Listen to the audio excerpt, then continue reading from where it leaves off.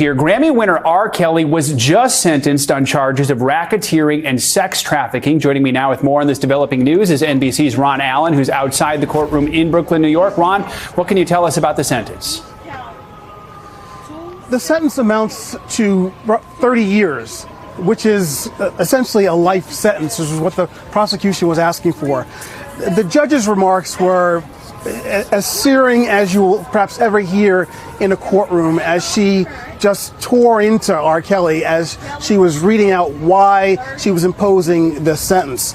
She said that she talked about how he had such great advantages. Kelly's attorneys argued for a lesser sentence, saying that he'd been a victim of childhood sexual abuse, saying that he'd grown up in a violent environment, saying that there were all these reasons that were mitigating factors. But the judge said that those were explanations, but not an excuse for his behavior. She described it as violent, cruelty, controlling, calculated, carefully planned with regularity over a period of 25 years. Remember, the charge is racketeering, that he was the head of a criminal enterprise, essentially, that was all about his own personal sexual gratification that, again, went on for some 25 years. She said that it is an enterprise, that you lured young people and took control of their lives, that you had enablers. She talked a lot about the engineers, drivers, managers, others who were in his orbit, who she described as going out, minions who went out to malls and lured young people into his orbit.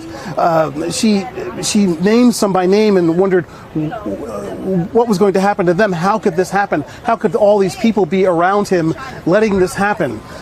She talked about Aaliyah, who was, of course, R. Kelly's first victim. She was a young girl who was 13 or 14 years old when the judge said that R. Kelly began attacking her sexually, essentially. Aaliyah, of course, was a rising star who came into R. Kelly's orbit and died years later in a plane crash that was unrelated to R. Kelly.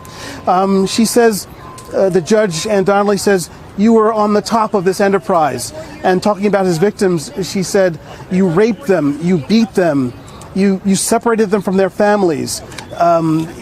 It was just an incredible litany of abuse that the judge accused R. Kelly of. She said there was an indifference to human suffering. There was sheer brutality.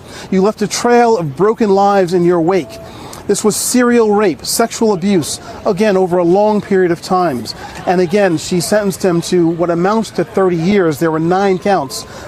If you add it all up, these are sentences that are running concurrently. If you add it all up, 10 years for this, 20 years for that, it added up, by my math, to some almost to hundreds of years, essentially, that she was sentencing R. Kelly to, but it comes out to about 30 years. But the bottom line is that it's a maximum sentence. It's a life in prison for R. Kelly, a sentence, and he still has more criminal cases ahead of him. But today, again, the judge, Ann Donnelly, essentially threw the book at him, sentencing him in a way that pretty much assures that R. Kelly will spend the rest of his life in prison.